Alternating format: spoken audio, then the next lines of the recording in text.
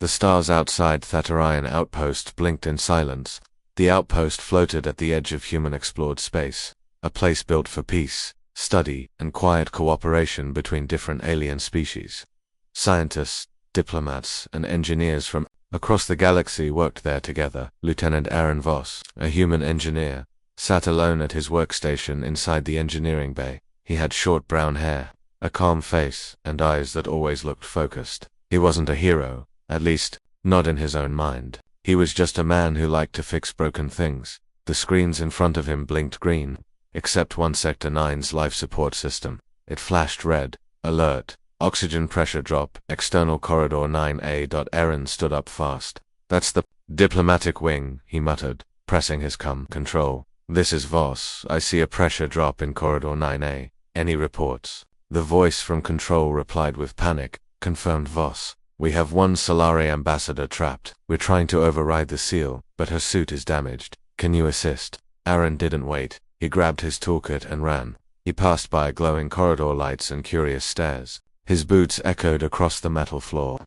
He turned sharply into corridor 9A, where a red warning light spun above the sealed door. Inside, through the glass window, he saw her ambassador Siviari of the Solari. The Solari were a beautiful, graceful race. Their skin shimmered like silver in certain lights, and they had calm glowing eyes that showed great wisdom. They lived long, valued reason, and rarely showed emotion. Their suits were made of special biomaterials that adjusted. 2 different ATMOSPHERES. But now, her suit was failing. Cracks spread across her chest plate. Her breaths were short, fast. Her hand pressed weakly against her helmet. Aaron spoke into the intercom. Ambassador, I'm here. Hold on. Her voice came faintly through static. System. Failure. Cannot breathe. Double quotes. Aaron tapped the control panel. The door was locked by emergency protocol. Override code. Voss Free Gamma, he said. The computer replied, manual override only. Environmental hazard. Aaron didn't think twice. He unlocked the safety latch, pulled on his emergency pressure suit, and stepped into the airlock. Inside, the lights dimmed. Cold air bit his cheeks as the door sealed behind him. He rushed to Sevieri's side. Her knees were bending. She would fall any moment. Easy now, Aaron said, lowering her gently to the ground. Her helmet light blinked. Yellow. Oxygen low. He opened his toolkit fast. I need to seal the suit, patch the regulator, and reroute her air. Come on, old girl, hold together. His fingers worked quickly. He used a micro-welder to close the cracks, attached a portable regulator, and fed in a temporary airline from his own suit. He tightened the seals and checked the air pressure. The helmet light turned green. Sevieri's breathing slowed. Her eyes blinked open. She looked up at Aaron. Her voice, now clearer, whispered, You, saved me. Aaron smiled, wiping sweat from his brow. Just doing my job. The emergency lights faded. Normal lights returned. The air pressure equalized. Outpost control, Aaron said through his situation stable. Oxygen restored. Ambassador is safe. Copy that. Voss. Medical team on the way. Aaron sat beside Siviari, who now leaned against the wall. She stared at him in silence, as if studying something new. After a few seconds, she spoke again. You touched Solari tech. No human has done that. Aaron chuckled. Well, your suit wasn't going to fix itself. I just connected the right lines. You connected more than lines, she said softly, before he could answer. The medical team arrived, and Aaron stepped back. As the medics checked Seviari, she looked at Aaron once more, her eyes calm, but thoughtful. Later that night, Aaron sat in the engineering bay again, alone with his thoughts. He replayed the moment in his head. Not the danger, not the tools, but her eyes. The way she looked at him after he fixed her suit. Not with fear, not with shock, but with something else. Admiration, respect. His door chimed. Come in, he called. To his surprise, it was Seviari. She walked in, her silver hair flowing slightly, still wearing her repaired suit. Her presence was peaceful. Ambassador, he said, standing. You shouldn't be up. Are you okay? She nodded. The healer said, I'm well, thanks to you. Aaron shrugged. I just fixed a suit. Sevieri stepped closer. Among my people, when one gives life back, a gift must be returned. E.T. raised an eyebrow. Gift. Seviari looked serious. Not an object, a truth, a moment of honesty. Our kind wears suits not only for survival, but to hide our emotions, our thoughts. Only in privacy do we remove them. Aaron shifted, unsure what she meant. She placed her hand gently on her helmet. I wish to show trust. May I? He blinked. You don't have to, but I choose to, she said slowly, carefully. She removed her helmet. Her silver skin caught the light. Her glowing eyes met his. There was no fear, no shame, only openness. Aaron said nothing. He simply nodded. It wasn't about the helmet. It was about what it meant. A Solari who lived by logic and distance was opening her world to him, a human, someone outside her race, her system, her expectations. You saved me, she said. Not just my body. You saw me struggling and you acted. You didn't ask for permission. You didn't wait. You just helped. That's what we do, Aaron said quietly. It's the human thing. She smiled just slightly. Then I hope more humans come to our space. They stood in silence for a while. Two souls from two worlds, sharing a quiet bond in the middle of the stars. The morning on Thatorian Outpost was quiet. The stars outside the station moved slowly, and inside, lights hummed softly in the halls. After the recent emergency, everyone was a little more alert. Engineers double-checked systems, diplomats whispered in meeting rooms. But one person was unusually silent. Lieutenant Aaron Voss. He sat in the cafeteria, alone with a cup of cold coffee. The events from last night were still in his mind. He remembered the moment when Seviari, the Solari ambassador, removed her helmet in front of him. It wasn't just a thank you, it was something deeper, a gift of trust, a cultural gesture. Aaron didn't fully understand it, but he felt its importance. He sipped his coffee. It tasted bitter, but he didn't care. His thoughts were busy. Did I do something wrong, he wondered, or something unexpected? Just then, the door opened. Aaron looked up and saw Seviari entering the room. She wasn't wearing her full suit anymore, only a light layer of Solari fabric, soft and silver with glowing threads. Her face was calm, and her silver eyes focused on him. Aaron Voss, she said softly. Ambassador, he replied, standing up quickly. There is no need for titles now, she said. Please, sit. He sat. She sat across from him. I wish to explain what I did yesterday, she said. Aaron nodded. You don't have to. I understood it was important. Seviari looked thoughtful. Among the Solari we wear suits to control our body's reactions. Our emotions are powerful. The suit helps us focus. Removing it is not common. It is done only in front of those we trust with our truth. Aaron blinked. So, you trusted me. I did. And I still do, she said, her voice steady. He didn't know what to say. It was strange. He was just an engineer. He fixed things. He didn't expect an alien ambassador to speak to him this way. Seviari continued. My people believe in control, in logic, but yesterday, when I was trapped, I felt fear. I felt helpless. And in that moment, a human appeared without protocol, without order. You didn't ask for permission. You just saved me. Aaron scratched his head. Well, anyone would have done the same. She shook her head gently. No, not anyone. Many would have waited for clearance. You acted. That is a very human thing. Aaron chuckled. Yeah, we tend to jump in. Seviari tilted her head. It is both dangerous and beautiful. They sat in silence for a moment. Then she leaned forward slightly. My people think emotions are dangerous, she said. They believe emotions lead to chaos. But I've seen something different in humans. Your emotions give you strength. Aaron smiled, a little unsure. Sometimes they get us into trouble, yet they also push you to help, to protect, to build, Seviari said. That is why I removed my suit, to show I want to understand more, about you, about your kind. He looked at her with quiet respect. This wasn't just a personal moment, it was a step between two cultures, one logical and careful, one emotional and bold. I'll answer any questions you have, he said. About humans, about Earth, even about our bad habits. She smiled against a small curve of her lips, but it meant something. I have many questions, she said. But today, I wish to do something else. Aaron blinked. Like what? Seviari stood. Walk with me. Later, in the Arboretum dome. The Arboretum was a large glass dome on the top level of the outpost. Inside were plants from many worlds, green trees from Earth, floating flowers from Solari, glowing vines from the Nabari system. It was a place of peace and learning. Aaron and Seviari walked side by side on a stone path. The air was warm, the light soft, the silence was comforting. Seviari paused, near a Solari blossom, its petals glowing a faint blue. This plant opens only when it feels trust, she said. Aaron watched as the flower slowly opened, sensing her presence. I've never seen it bloom before, he said. It senses safety, she replied. She turned to him. The same way I felt in your care. Aaron's face turned a little red. That's kind of you to say. She stepped a little closer. You must understand. For Celery, showing emotion is not easy. But I wish to try. For the sake of learning. For the sake of connection. Erin met her eyes. Then I'll try to. I'm not a diplomat, but I'll share anything you want to know. She nodded, satisfied. Then let us begin.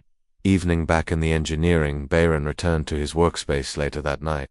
His thoughts were spinning. Today had not been normal. He had spoken more to Seviari than to anyone else on the outpost. They had shared stories, ideas, and even quiet laughter. She was more than just a Seviari. She was curious, thoughtful, and unexpectedly kind. He sat down at his table. There, in the center, was something strange. A glowing crystal sat on the desk. It was smooth, shaped like a teardrop, and pulsed with soft light beside it. A note in precise handwriting. This is a Scifi memory stone. When held, it shows the strongest memory of the giver. I offer it as a symbol of peace and trust. Seviori. Aaron picked up the stone. It warmed in his hand. Images filled his mind, flashes of Seviori's memory. He saw her as a child, looking at the stars. He saw her training to become a diplomat. He saw the moment she was trapped in the corridor, gasping for breath. And then he saw himself rushing in, patching the suit, his eyes full of focus and care. Aaron put the stone down slowly. His heart beat a little faster. She had shared her deepest memory with him. This wasn't just friendship. This was something real, connection across stars, across species, across fear. He leaned back in his chair and whispered to himself, maybe humans really do have something special. The calm on Thatorian outpost didn't last long. 3 days had passed since Seviari gave Aaron the Solari memory stone. Since then, their friendship had grown stronger. They talked every day, sometimes about engineering, sometimes about Earth, sometimes about emotions and choices. For the first time, Aaron felt like he truly belonged on the station. But peace was always short in space. It began with small glitches. A light would flicker for no reason. A door would open slowly. Screens blinked without commands. The systems didn't crash, but something felt wrong. Aaron sat in the engineering bay, frowning at his monitor. That's strange, he said aloud. Data packets are vanishing mid-route, almost like something is eating the signal. He wasn't the only one who noticed. Soon the command center sent out an alert. Technical malfunctions across sectors 2, 3, and 9.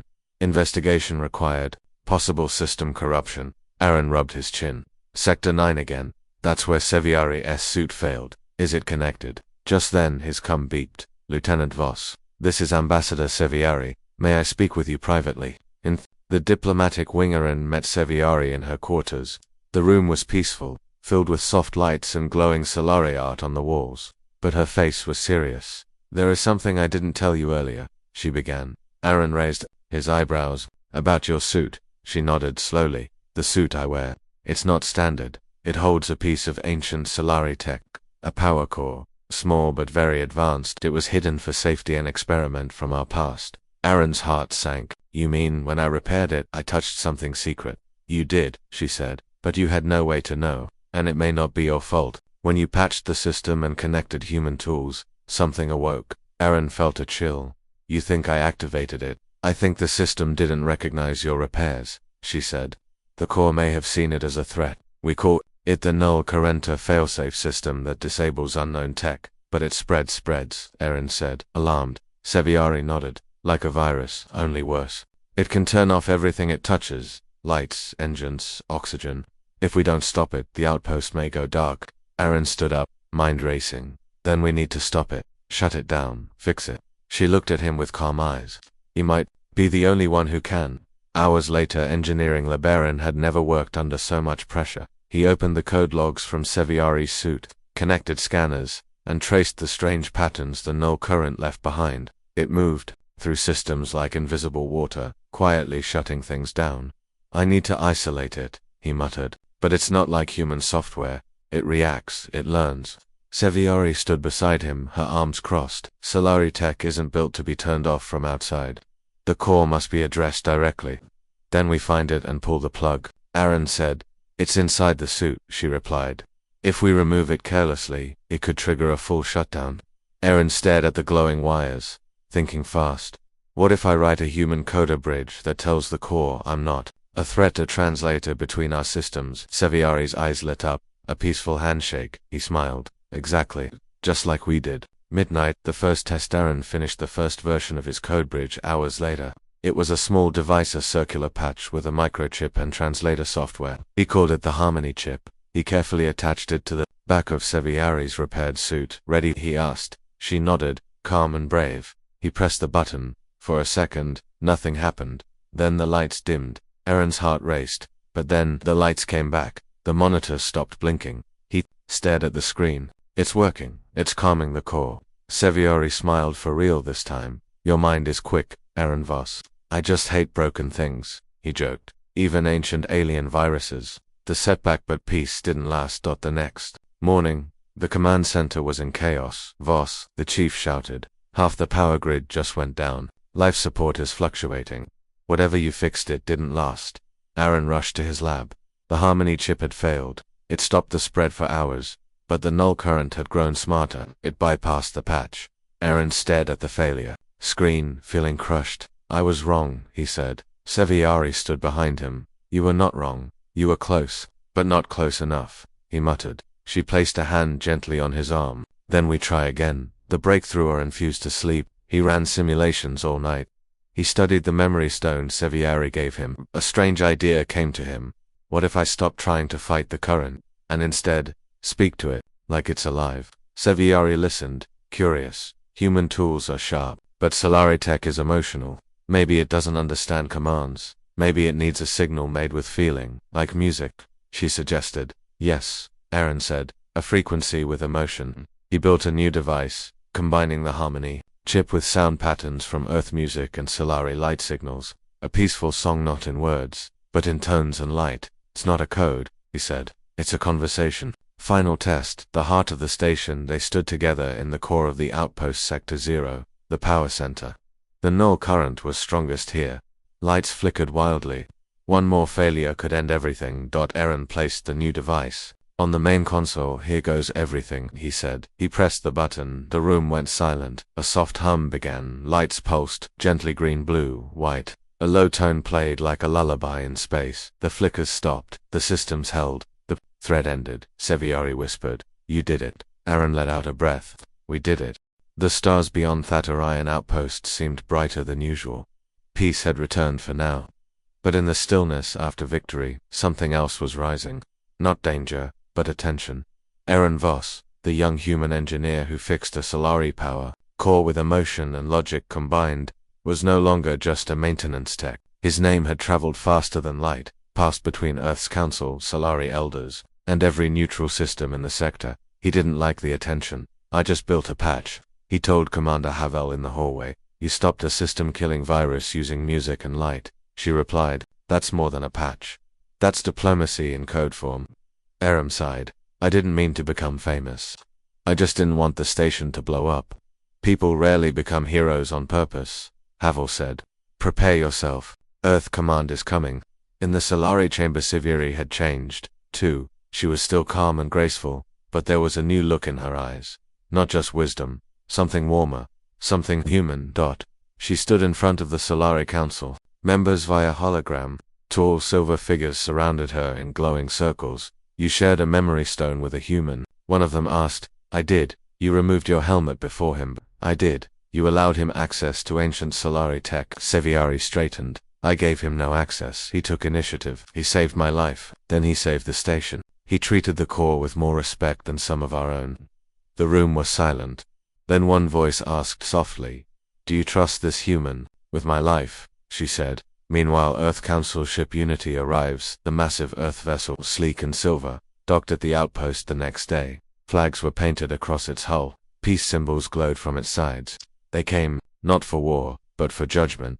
Aaron stood straight in the main hall, waiting. He wore a formal engineer's uniform, clean, sharp, unfamiliar. Seviari stood beside him, her calm presence a comfort. The doors opened. A group of humans walked in, leaders from Earth, Luna, and Mars. They shook hands, smiled politely, and then sat at a curved table. "Aaron Voss," one woman said, her voice clear and strong, "you are called here today not to be punished, but to be recognized." Aaron blinked. "We have read the reports." Another added, "You crossed boundaries. You made decisions without orders. But you prevented a station shutdown. You built the first successful human Solari hybrid code." Aaron looked to Seviari, uncertain. She nodded. The Earth leader continued, You've done what our diplomats could not. You've created trust through action. And for that, we ask you to represent humanity in the new Unity Accord. Aaron took a step back. Me? Our representative? Yes, the woman said. If the Solari agree. All eyes turned to Seviari. We agree, she said simply. He has already begun the journey. Nightfall on the observation deck that evening. Aaron stood alone, staring at the stars through the wide glass of the observation deck. Below him, Earth leaders were preparing messages. Solari emissaries were sending crystal signals to their world. Things were changing fast. He heard footsteps. Seviari appeared beside him. I never thought I'd be part of politics, Aaron said, still watching the stars. You aren't, she said softly. You are part of connection. There is a difference. He smiled slightly. Didn't feel like a connection when I was holding wires together with tape. She chuckled. Soft musical. Yet somehow, that simple act became a symbol. Aaron turned to her. Do you think this will last? Peace. Friendship. Seviari thought for a moment. Peace is not a destination. It is something we choose, over and over. Today, we chose it together. That's enough for now. There was silence between them, but it was not empty. Then Seviari stepped closer. Among my people we have another custom. After survival, after risk, we give something else. Aaron tilted his head. Another gift. She extended her hand, palm open. A small sphere floated above it, bright and pulsing. This is a memory not of fear, but of hope. I recorded it today. I want you to have it. Aaron accepted the sphere gently. I don't have Solari gifts, he said. You do, she replied. You gave me understanding. You gave me freedom from fear. He didn't know what to say, so he just said, thank you. A new challenge appears just as the outpost settled. A fresh signal arrived, uncoded, fast, strong, unknown ship detected. Origin, unknown. Trajectory, direct approach. Response, silent. Alarms rang. Aaron rushed to the control room with Seviari. The Earth leaders followed. On the screen, a long dark shape moved through space. It was not Solari, not human. No light, no message. What is that? A commander whispered. No idea, Aaron said. Seviari looked closer. It's scanning us but not responding. We must prepare. The Earth diplomat asked, is it a threat? Aaron stepped forward, voice steady. It might be, or it might be curious. Like Seviari was when she came here. Seviari nodded. Let us send a message. What kind? The commander asked. Aaron smiled. One that helped us last time. He grabbed his harmony chip, placed it on the transmitter, and activated it. Soft lights pulsed across the signal waves. Tones played like a lullaby in deep space. For a long moment, the unknown ship remained still. Then, it blinked, not lights, but a signal. Matching the rhythm, Seviari's eyes widened. It's answering, Aaron whispered. Let's see what kind of friendship we can build next. The unknown ship hovered outside the Thatorian outpost. It was silent, black in color. Its surface shimmered like oil under starlight. No windows, no engines anyone could recognize, no weapons visible, but still, it made the station feel small. Everyone waited. Inside the outpost, the atmosphere was tense. Lights were dimmed, communication stations were manned, and in the heart of it all stood Aaron Voss and Seviari. Aaron stared at the readings on the screen. It's repeating the light pattern, he said. Every pulse, every tone exact. Seviari stood beside him. Then it understands. But understands what? Asked Commander Hevel, standing behind them. Is it friendly? Is it learning us, or copying us? Aaron looked back at her. It could be both. The Earth diplomat stepped forward. Do we try more contact? Aaron nodded. Let's keep the signal going, but change it slowly, like a conversation. The language of light. Over the next 2 hours, Aaron and Seviari worked side by side. They adjusted the harmony signals, more changes in pitch, brightness, rhythm, like teaching a song one note at a time. They didn't use words. They didn't send data or messages. Just patterns. And a ship responded. Each time they changed the signal, the ship mirrored it, then added something new. A new light, a faster rhythm, sometimes even silence, which made Aaron think the ship was thinking. Commander Hevel watched closely. It's not just following, it's replying. Yes, Seviari agreed. It's intelligent. Aaron's hands hovered over the console. I want to try something more human. He loaded a simple Earth melody, a calm piano tune, and sent it out, mixed with Solari light frequencies. The alien ship paused. Then, slowly, it sent back a version of the same melody, slower, but clear, a bit different, almost like it was adding its own voice to the music. Aaron's eyes widened. It's listening and creating. The door opened suddenly. The ship moved. Not fast, not aggressive, but it floated closer to the outpost. Its shape changed just slightly. A small panel on its side slid open. Inside, a glowing sphere, floating, waiting. What is that? Someone whispered. Aaron stepped forward, almost without thinking. It's a message. I think it wants us to take it. Commander Havel frowned. You're suggesting we open our doors, let something unknown into our station. It hasn't shown any threat, Aaron replied, and it's communicating through peace. If we back away now, we may lose the chance. The room was silent. Then Seviari spoke. I will go with him. The commander hesitated, then gave a short nod. Suit up, but be careful. In the airlock, Aaron stood in his suit, helmet sealed. Seviari stood beside him in her newly repaired armor, this time fully stable and glowing with soft blue light. The airlock doors opened. They stepped into the pressurized chamber, and the outer door slid away. The void of space greeted them, but the alien sphere floated gently into their reach, unaffected. Aaron reached out. The moment his hand touched the sphere, it reacted, not with noise, but with memory. The memory sphere and blinked. He was no longer in the airlock. He stood in a world of light, strange shapes, floating colors, sounds that felt like thoughts. Around him floated symbols, not letters, but feelings, emotions in shape. The sphere was sharing a story, not of war, not of conquest, but of loneliness. It showed a planet dead and cold, a people who had left long ago searching for others, machines, sent into the stars to find life. This ship was one of them, drifting for ages, learning from echoes. Aaron felt it in his chest, the search for connection, not just survival, but understanding. The vision faded. He was back in the airlock, Sevia, holding his arm. Are you well? She asked. He nodded slowly. They're not here to harm, they've just been alone, searching. She understood. Then they are like us once. The choice back in the station, the Earth Council and Solari representatives met. Aaron and Seviari stood before them. They want to talk, Aaron explained, not with words, but with signals, music, light, memory. They're explorers, like us. They've been alone a long time, one Earth diplomat asked. What do they want? A connection, Aaron replied. A chance to learn, to share, to listen, Commander Havel asked. Do we allow them? Let them near our systems, our station. Sevieri stepped forward. We were once strangers to each other, and we chose trust. That choice saved us. There was silence. Then Earth's leader gave a slow nod. We'll open a channel, carefully, together, a new beginning. Over the next few days, the alien ship stayed near. It never docked, never entered, but shared. It sent more spheres, each one containing a memory, a message, a piece of its journey. One showed a distant galaxy with twin stars. Another, a world made of crystal. Another, a lonely message. Are you there? Aaron replied with a memory of his own, a video of Earth, trees, water, laughter, a child waving at the camera. He sent it with the same rhythm they had shared. The alien ship responded. A small light blinked in time with the video's heartbeat. Connection, farewell, and promise. On the final day, the alien ship turned away.